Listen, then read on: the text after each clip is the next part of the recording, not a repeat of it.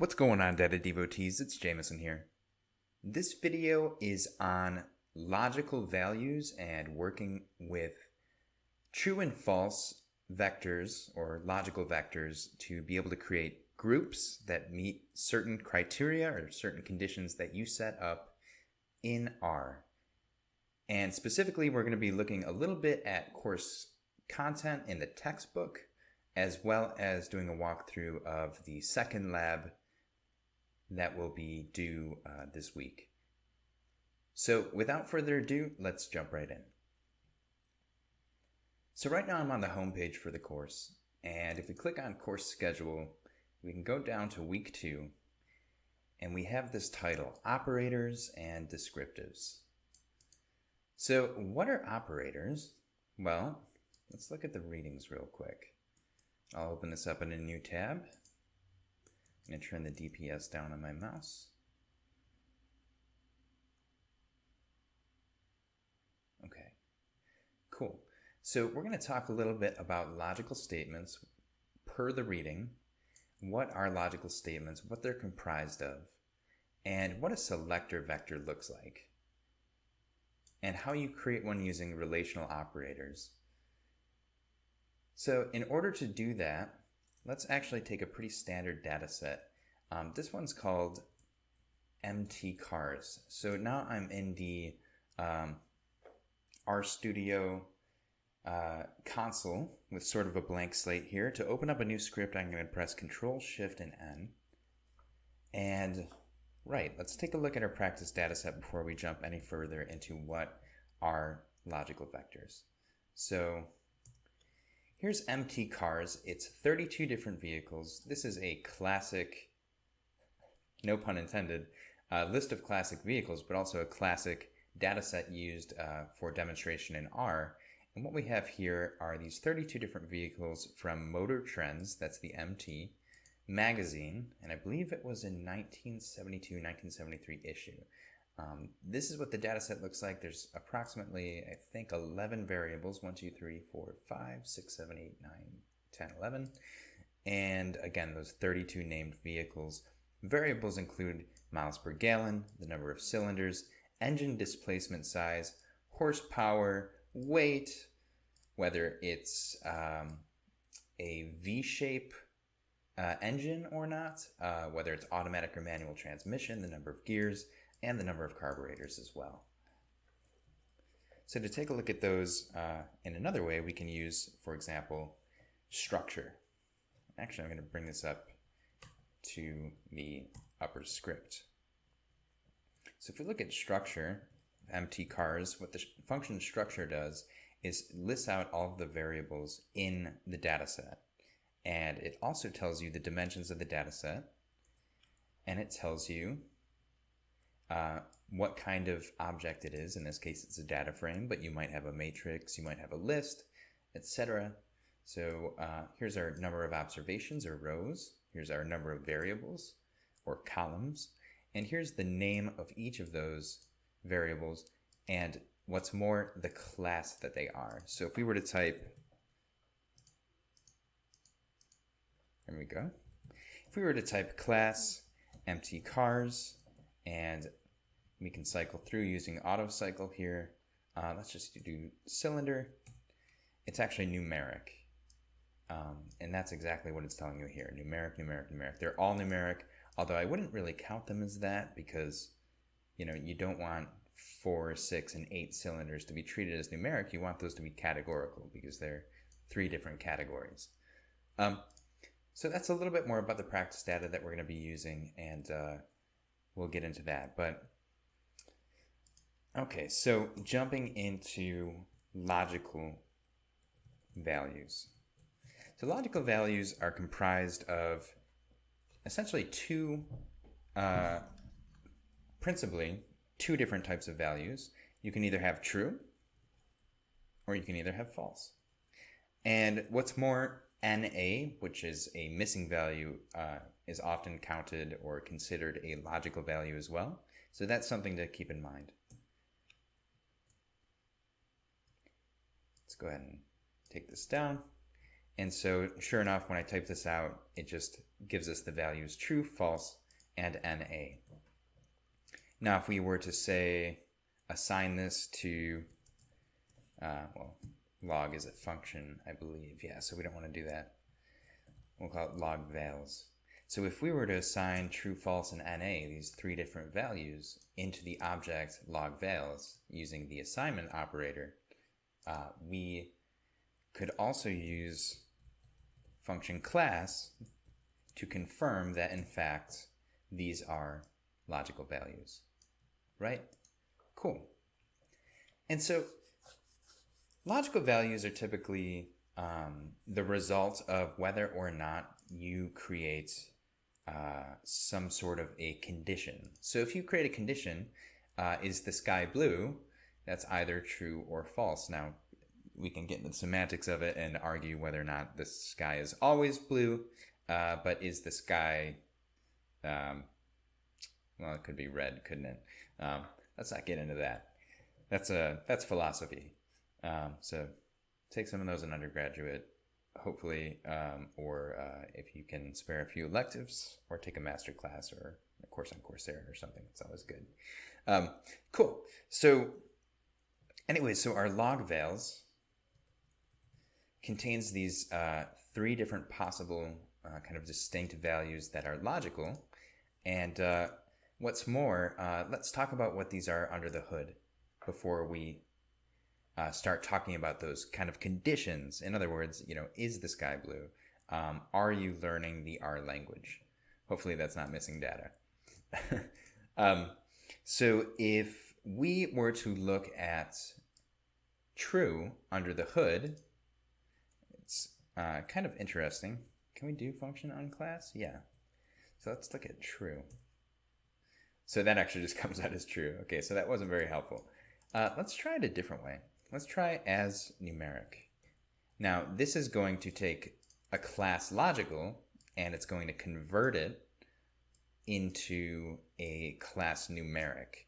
So in other words, we see it as true, but what would true look like if it were a number? Well, that's the interesting part, is it is a 1. So what about false? So if we look at false as a numeric value using function as numeric, we get a 0. Well, that's really interesting. And as numeric NA, wonder what happens. We just get an NA value. Figures. But this is really the important part here. So a true is actually a 1 under the hood, and a false is actually a 0. So some of you may be seeing these as binary. So binary, you have 0 is false, 1 is true. Sometimes these are called Boolean values as well. It's capital BOOLEAN.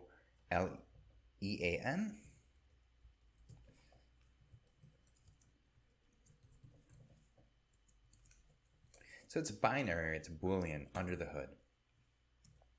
So why is that important? Well, let's take our, you know what, I'm going to save this as, I had my nephew's birthday the other day and we all did it over Zoom. It was fun, quite fun. So cool, I'll just save this as temp. And of course, when you save a .r script, you want to save with the correct extension. This is just a simple script, so we're going to choose .r. Cool. So that's saved. So let's take a look at log vals as numeric. Remember, log vals is true, false, and missing. So those are the three values, or it's a vector of logical values of length 3. And so if we convert this vector of logical values to length 3, we're going to get 1, 0, and missing. Okay, so that's interesting. So since these are 1, 0, and missing, what's going to happen if I were to treat this logical vector, and in fact, let's make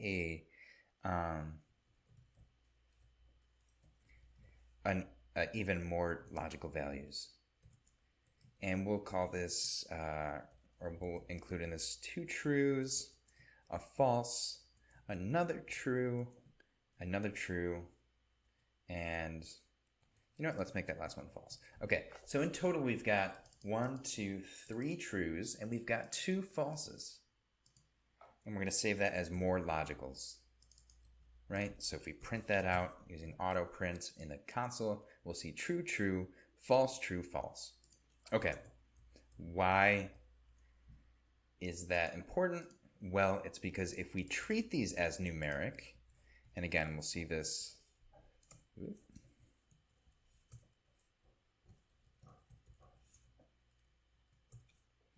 We see this as 1, 1, 0, 1, 0. If we treat this as numeric, we can use arithmetic operations on it. So if we were to use sum with the object more logicals, again, representing 5 different elements or a vector of length 5, then we get 3.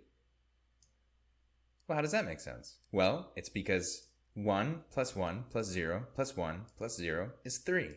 So this is actually telling us the number of trues in that vector. And if we get something like, for example, argument length, we can actually find out the total number of elements. So by using this, we can find out that there are in fact 3. Let's clean that up a bit. There are 3 trues because true equals 1. So how many falses are there? Well, there are 5 elements in total, or 5 trues or falses, or NAs, or missing. And so we can actually find out that there are 5 false values. So something like the length minus the sum would actually get you the number of falses in these 5 elements in more logicals, right? So there are other ways to do that as well. So if we did, I wonder if we can reverse it. Yeah, there we go. Cool. So essentially, by reversing more logicals, now more logicals comes out as true, true, false, true, false. If we put an exclamation mark in front of it, then we're able to actually reverse the values into false, false, true, false, true. So if you use that with sum, that's just another way to find out the number of falses. If you want to get the total number of elements or total number of logical values, you can use the function length, right? So what else can we do with this? Well, we can actually find out the proportion of trues out of falses. And we could do something similar to what we're doing here. So essentially it would be the total number of trues out of the total number of values, right? It should look like this. So we get the proportion, 0.6, 60%, that makes sense, right?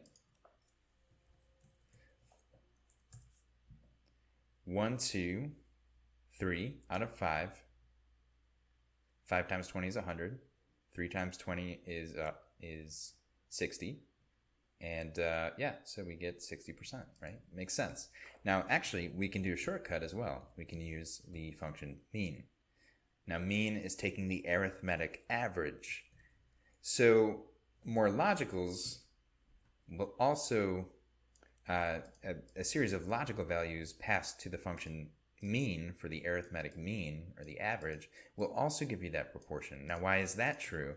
Well, if we take true and we take false, what's that look like? True and false, right? So what happens when it's as.numeric? If we convert these to numeric values, 1 and 0. Well, what's the average of 1 and 0? Well, that would just simply be 1 plus 0 divided by 2, and that's how you get the average. I think I'm messing this up.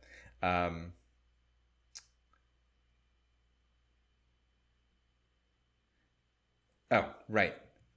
Order of operations. Please excuse my dear Aunt Sally. In other words, parentheses first. Right. So there it is. It gives us our proportion. So the mean of 1 and 0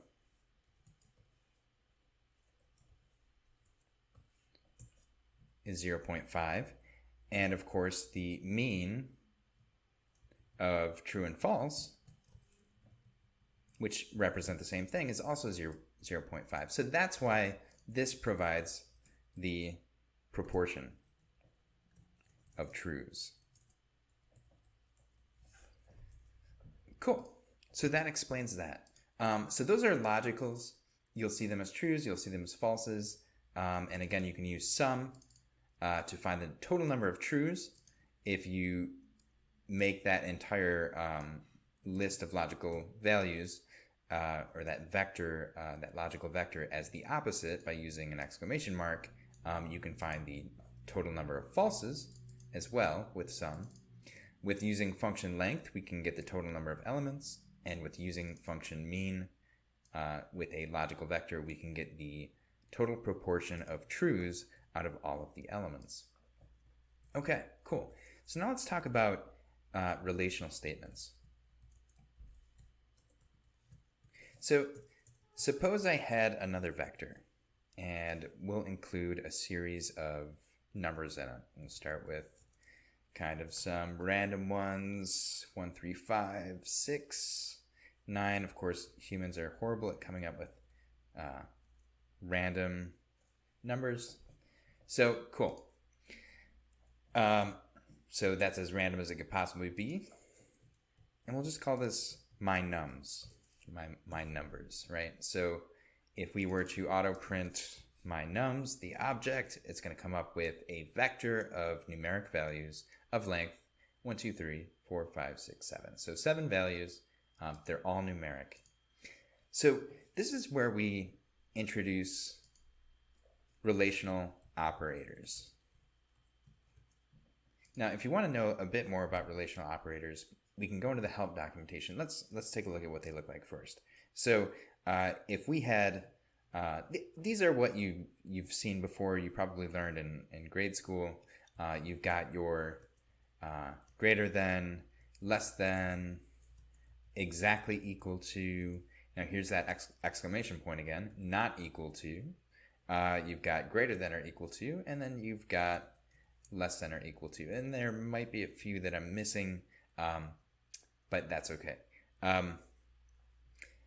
So relational operators, if you want to find out more about them, you can always use the help function. And because it's an operator, you have to put it in backticks.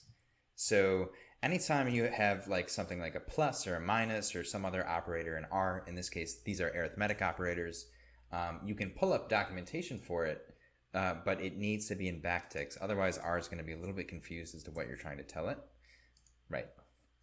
Because it's looking for, it's expecting an object and you've passed this operator to it and it's all confused. So what if we, in backticks, want to use a relational operator? Well, we can call up the documentation for that and read a little bit more about these. So these are all the different relational operators.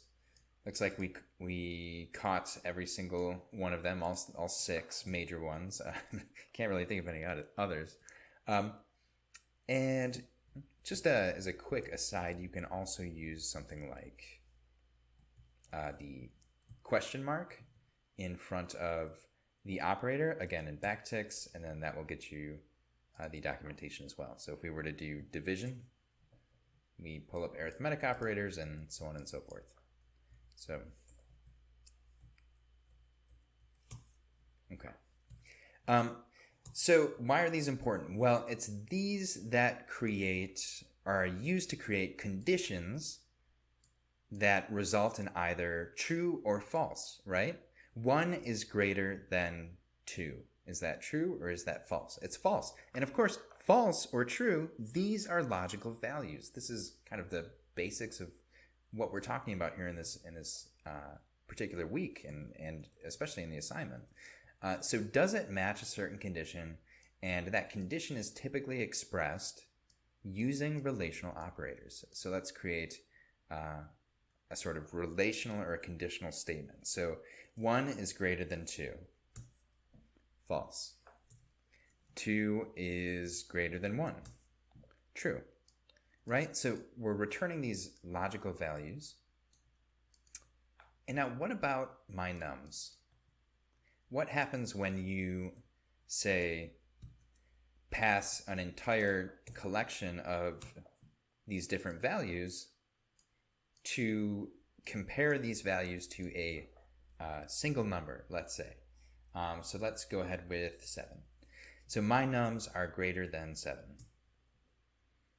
And so what it does is every single element, let's clean that up a bit, every single element is going to be compared. 1 is greater than 7, that's false. 3 is greater than 7, that's false. 5 is greater than 7, that's also false. 6 greater than 7, false. 11 greater than 7 is true. 9 is greater than 7, 11 is greater than 7, and 23 is greater than 7. Those are all trues.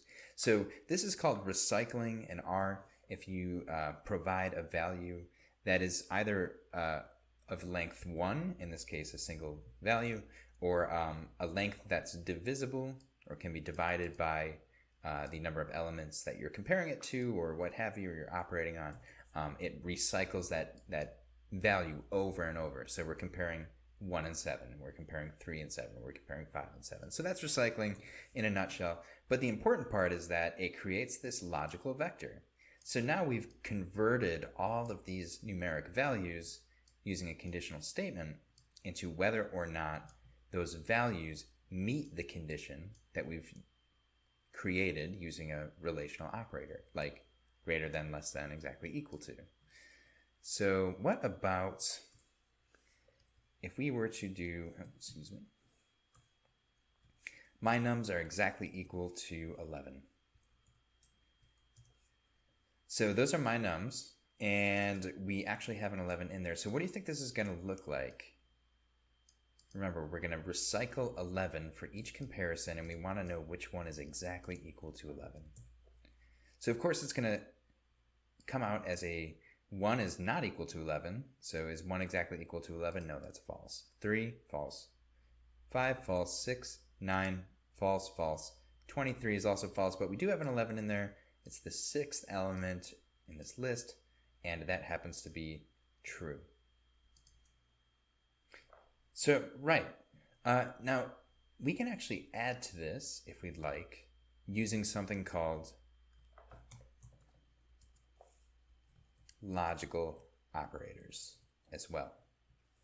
What are logical operators? Well, those are your ampersand operators, or your AND operators, and your pipe operators, which is also known as an OR. So this means OR, and this means AND, right? With an AND, now you typically use logical operators when you want essentially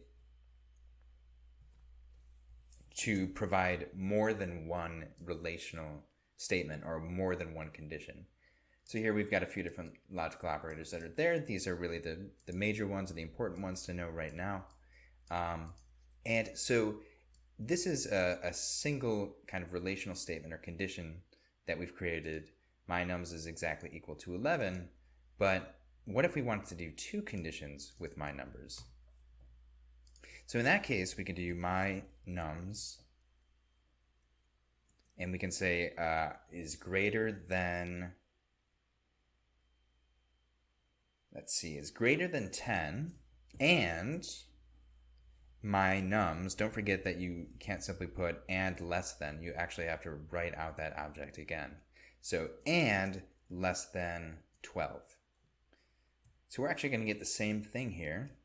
So just remember, we're using an and to be able to connect this left hand side and this right hand side relational statements or conditions, also known as the left operand and the right operand. So let's go ahead and see what that looks like. So sure enough, lucky number 11 takes the cake. Of course, we know 11 is greater than 10, so that's true. And 11 is less than 12, so that's also true.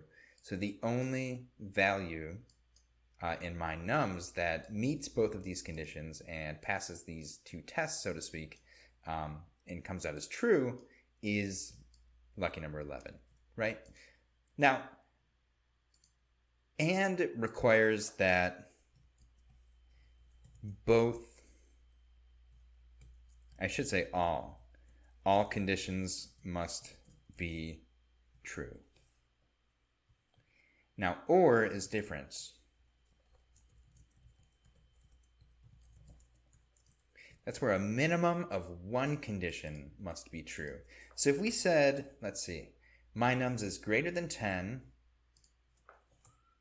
or my nums is less than 5, well, that's interesting. Let's clean this up a bit. So greater than 10. So 11 and 23, we get true and true. Less than 5, we also get a true and true for the values 1 and 3. So again, it can be one or the other needs to satisfy the conditional statement in order to be considered true. And what doesn't satisfy it? Well, anything that's not less than 5 or not greater than 10. So 5, 6, and 9 end up getting a false, false, and false, right? So cool. Those are logical operators. And let's jump into our practice data. Again, going back to mtcars. Now this is built into R. You can access it at any time. I've used it in a few other videos, a lot of other videos actually. So feel free to follow along if you'd like. You simply have to type mtcars. You can even call it with data, the data function, and it will appear in your upper right corner in your global environment, in your list of objects. So cool. So what we want to do here, for example, one thing that we can do is find all of the vehicles that have a miles per gallon of greater than 25. So in this case, we take the variable, we're extracting it using the $ operator. We'll take the variable mpg and we'll say mpg is greater than 25. Now, before we write that all out, what does this left-hand side look like? Well, it's a series of these 32 different values. They represent the 32 mileages for these 32 different vehicles in the data set. So each vehicle has a different mileage, or it gets a different number of miles per gallon, and we want to find out which of these vehicles has a miles per gallon greater than 25 or greater than 25 mpg. So that's what that looks like if we were to just look at not the data set itself, but the actual operator, the actual vector when we extract simply one variable. And that looks like a $ and the name of the variable after the object. So cool. So when we type that out, it ends up being a false, false, false, false, false, false, false. So we get a lot of falses. We get a couple trues in there. So there are a couple of these that aren't total gas guzzlers, and that makes sense because, I mean, it's a 1972 it's a car for motorheads, right? So you can even learn a little bit more about it by using the $ operator or the help operator, motor trend car road tests. So that'll give you some documentation there. If you do that, you can also use, for future reference, the help function, which does the same thing. So we can find out that indeed there are a few of these 32 vehicles that have a miles per gallon that's greater than 25. We can even call it greater than or equal to 25. And so, cool, that's interesting. Well, how do we find out how many there are? We can use sum. There are 6. How can we find out the proportion of cars in this data set that have a MPG greater than 25? We can use function mean. 18.75%. of this data set, or of these the vehicles in this data set, have an MPG of greater than or equal to 25. So cool, that's helpful. And let's see. Now, what if we wanted to just pull out the vehicles where this is true? Let's say we wanted to extract that. Well, one thing that we can do is function which. And which is actually going to tell us the row number. In this case, it's 18, 19, 20, 26, 27, and 28. These are the row numbers in the data set where this is actually true. So if we were to say index, we can save these row numbers into object index. Then we can go mtcars, and then in brackets, we can put in those row numbers. And when you're indexing, by the way, using brackets, you use the name of the object that contains your data. If it is tabular data, that is, if it has rows and columns, then to the left you put which rows you want to extract, and to the right you put which columns. And if there is no column specified, it will extract all columns. So just as a quick example, if we simply wanted to extract the first row and we wanted to extract all of the columns, it would look like this. So we have a 1 on the left of the brackets and nothing on the right. If we wanted to extract the first column, which is MPG, and the first row, it would look like that. So we have a 1 in the rows side and 1 in the column side. If we wanted to extract the first, the second, and the fifth row, we can also do that by using the function C, or combine. And if we wanted to extract a sequence of, let's say we want column 3, which is displacement, and we want the 5th through the 10th row, we can use the sequence operator, and that will give us the values for displacement for the cars 5, 6, 7, 8, 9, and 10. So, neat. Well, that's indexing in a very brief nutshell. Sorry if I rushed through that part. But what's important is that we have indexed, by using function which, the row numbers in which miles per gallon is greater than 25.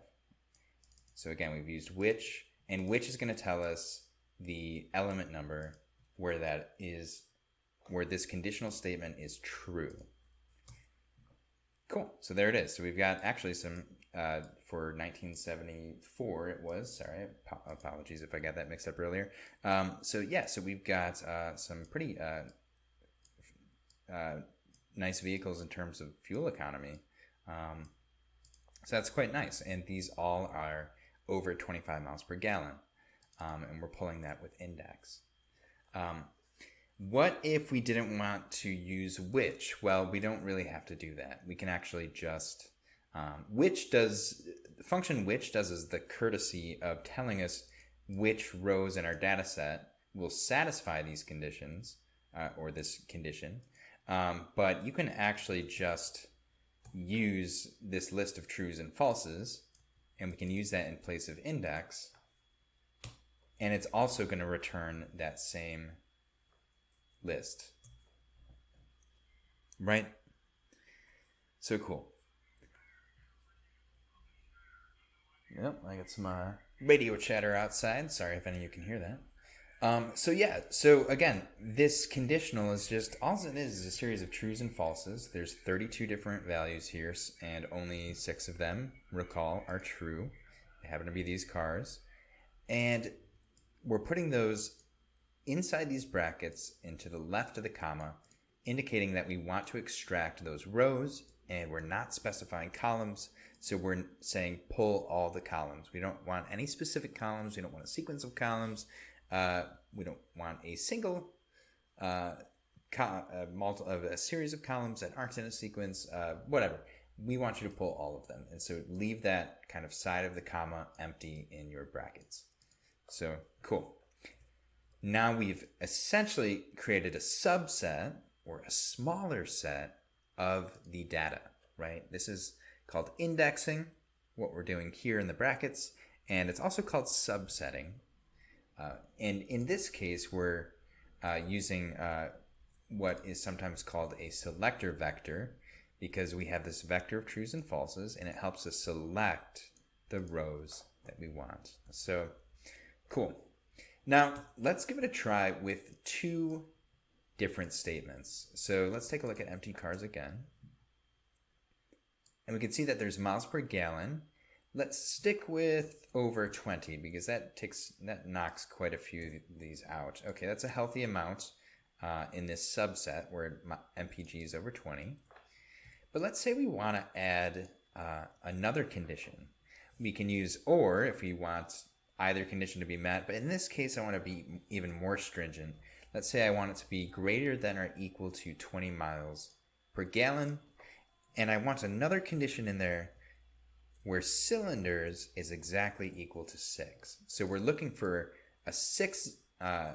one or more 6-cylinder cars, actually 0 or more potentially, 6-cylinder cars, because we're using mtcars in the variable cylinder. And the relational operator is exactly equal to 6. And so the left side and the right side both have to be true. MPG is greater than or equal to 20. So let's see what happens. Cool. So we come out with 3 different vehicles of those 32 vehicles that end up satisfying both of those conditions. They end up satisfying both of these conditional statements we've created using 2 different variables and using 2 different relational operators and 2 different values, and we connected them with this logical operator, the ampersand or the and operator. So cool. So we've created a subset here.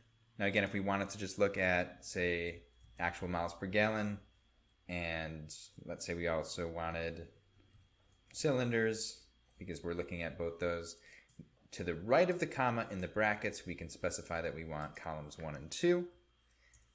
And so it returns exactly what we ask it to. It returns only vehicles that have an MPG greater than or equal to 20 and exactly 6 cylinders. And it also returns, in terms of columns, the first and second column, which is miles per gallon and cylinders. Cool. All right, so those are logical statements, and let's jump into the assignment now and kind of tell you everything that you need to know about that. Oh, this is the reading. I apologize. Okay, Lab 2. So I just simply clicked on Lab 2. Again, this is due tomorrow. I believe it says it there. So hopefully you're getting this in time. So yeah, let's look at the instructions. Now this, if you downloaded this template earlier, that very big download button that you're greeted with in the very beginning is going to automatically download a R Markdown template. Now if you got this template earlier in the week or sometime last week or even at the beginning of the course, you may be using an older template. So this does have a kind of new and improved template that we've replaced here. So do keep aware of that. Let's go ahead and clear our variables. Good, good, good. Okay, so I've opened up the template by clicking this download button and simply opening it up into RStudio here. Now, this template is ready to go. You can simply click knit. You can knit it to HTML. It will do that automatically if you simply hit the knit button.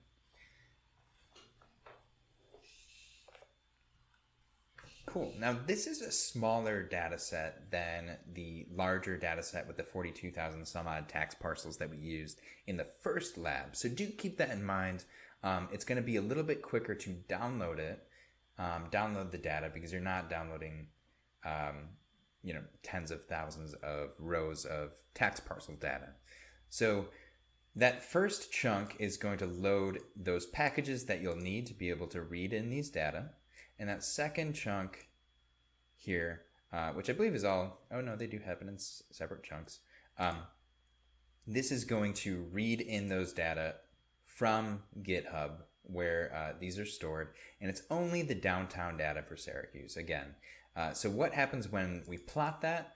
Well, the data is named or saved or stored in an object called downtown.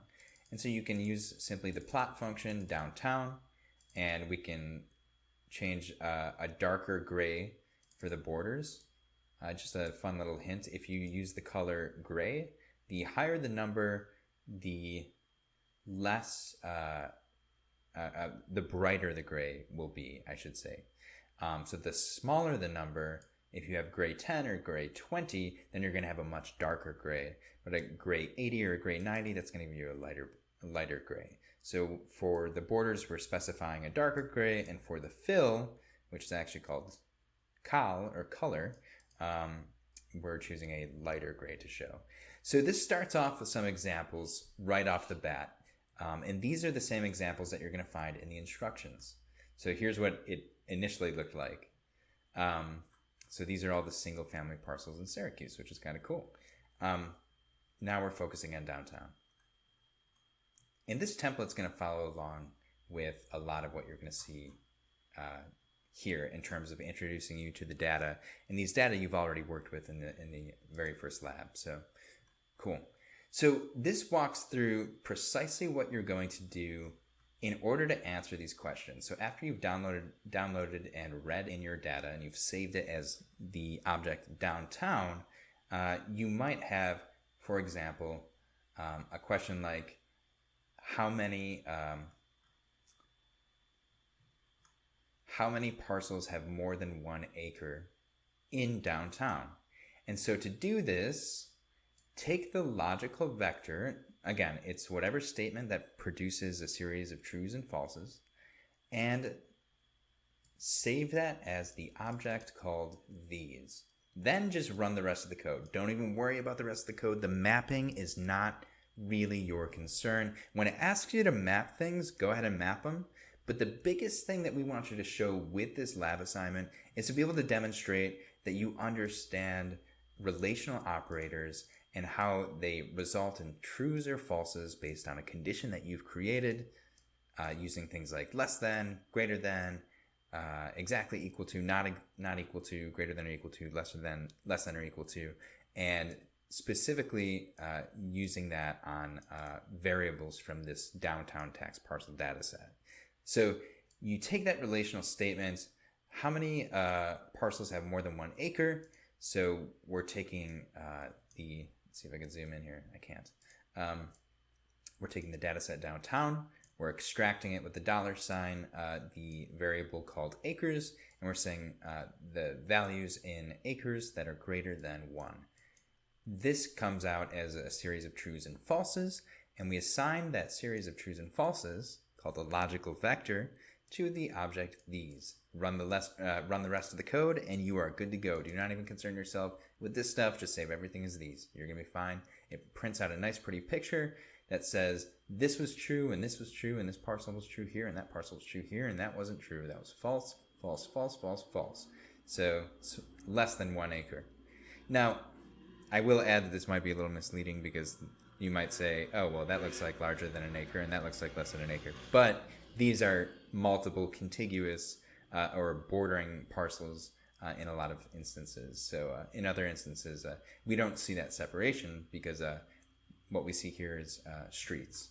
Now, you can actually see those larger and smaller parcels when you look at the original image with these gray borders. So something to keep in mind. So yeah, so here's another example. So parcels comprised of single families. So this is where you want to use variable land use. And here, if we use function unique, we can find that in the data set downtown, or the object downtown, if we extract land use, the variable land use, using the $sign, and we pass that to function unique, we're able to see that the different values in land use include apartment, religious, parking, commercial, parks, utilities, schools, single family, industrial, recreation, etc., etc. So then we say, okay, now in the object downtown and the variable land use, we want to find true or false. Is the value in land use exactly equal to, quote, single family, end quote?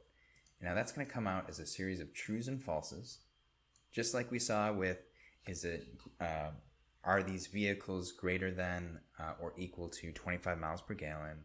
Or more specifically, are the number of cylinders exactly equal to 6? So because these are text data, make sure that you're putting these in double quotations, right? So this is another conditional statement. It's going to come out with a logical vector, again, trues and falses. And you can assign those to, again, object these, run the rest of the code, and boom, you're going to get this pretty little graphic that comes out. That's all quite lovely. So cool. Awesome. So you can jump right in. I've gone through and essentially what I've done with revamping this template is to write out exactly what you're going to need to be able to solve this. Now, number one is pretty much almost entirely solved. What are the majority of vacant lots, or where are the majority of vacant lots located in downtown? So to find that, you would just use downtown $ land use equals vacant land, and you could assign that to these. And if you assign it to these, see, I actually didn't here, so oops, sorry about that. But that's what you need to do here if you want to get this first one right. So just simply take this, assign it to these, and then run the rest of the code, and it'll come out correct. So this looks like the same graphic each time because that's not the graphic that this is essentially repeating the very last graphic that was created. In other words, the single families graphic. So that little parcel there is a single family property, and that's just kind of repeated throughout this. So don't get confused by that. Again, the point is to find a series of true and false values and simply assign those to these. Now, if the question mark asks you a little bit more, how many lots are there? What's the proportion, et cetera, that's when you want to maybe write something out in an answer, or you might have to, you'll be mapping everything as output, but you might have to interpret the map as well. Say the majority of vacant lots or parking lots or what have you are in north downtown or south downtown or something to that effect, right? So cool. I've tried to help you as much as I can here using what year do you need to use. There's been some questions about this. So this is the finding the number of buildings constructed during or later than 1980. Now this might contrast a bit with what you read in the instructions. So this says since 1980, and I kind of reworded that in a manner that's find the number of buildings constructed during or later than 1980. So that could be greater than or equal to 1980. Don't worry about that. It could be greater than 1980. It could be greater than or equal to 1980. I wouldn't put too much thought into that because there has been a little bit of confusion about it. You're the analyst, right? So you're going to get very precise questions throughout your data analytic career. You're going to get very vague questions or poorly conceived questions throughout your data analytic career. And it's really up to you to either seek explanation for it, but if you don't have the opportunity to do that, and many of you have, so that's totally cool. If you don't have the opportunity to do that, think of the different ways to create the most reasonable and rational subjective analytic decisions you can create during your analysis in order to come up with some sort of reasonable findings based on the parameters, the questions you've been asked, right? That's going to happen a lot in your careers. So do, if you really need to specify something, then really ask that executive, but odds are you're not always going to get a chance to really ask that. So what are you going to do in that situation? I might give both answers, or I might just give one particular one and just be very specific in my summary and say, I chose greater than or equal to. In other words, during 1980 or later. Right. So let's see, how many parcels have assessed values of over 10 million? So here we're using function assessVal. And this is going to come out with assessVal greater than a certain number. Maybe you can guess what that number is, right? And you're going to use function sum. So we're just going to find out the number of properties where that is true. And we're going to get the sum of all the trues, because that's going to tell us how many parcels have assessed values over that number. You'll also see this amount delinquent. How many properties are delinquent on taxes? Well, just a hint here for this one. If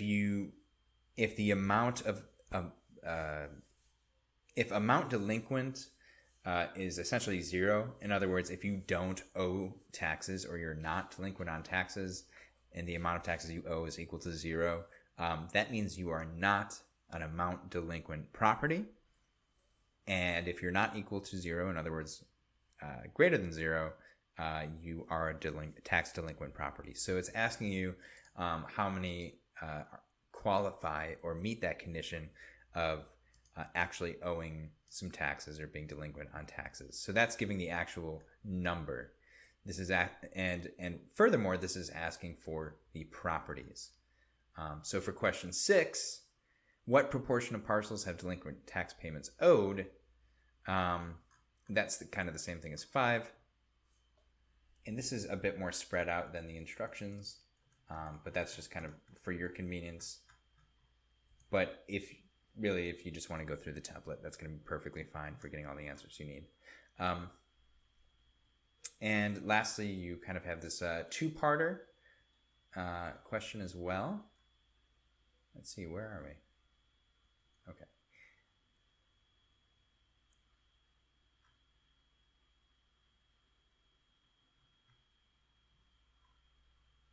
Yeah, I think I broke up question 5 and question 6, but here it is. This actually is a two-parter. Question 7. So what proportion of commercial properties are delinquent on taxes? Okay, I just want to specify here, just because there's a little bit of confusion about this, that we're talking about the number of properties that are delinquent on taxes out of all commercial properties. So you're taking a subset already. So downtown includes all these different properties, but you're only looking at commercial properties, and of those commercial properties, which are delinquent on taxes. The unit of analysis is properties. So you're going to have tax delinquent properties as your numerator. In other words, that number above the fraction line, and the denominator or the population is all commercial properties, which is going to be below the fraction line. So essentially, is it commercial? True. Is it delinquent on taxes? True. Divide that by, is it commercial? True. And again, you're just counting the number of properties. What's different in this second part is that what proportion of delinquent tax bills are owed by commercial parcels. So don't get too much confusion around this term bills. There's no variable that tells us the specific number of bills owed. What variable does exist is amount delinquent, and that tells us the dollar value owed by each property. So what you're going to do here is, whereas the proportion of commercial properties, the unit of analyses is the number of properties themselves, the proportion of delinquent tax bills, the unit is actually dollars, right? So you would have to take, in order to solve this, the total number of delinquent taxes owed in the entire downtown, regardless of if they're commercial or not. And you would have to find out how many of those are owed by commercial properties and take that dollar value and divide it by that dollar value, and that'll give you the proportion you need for question 7. So as always, make sure you delete this bottom part before you submit it.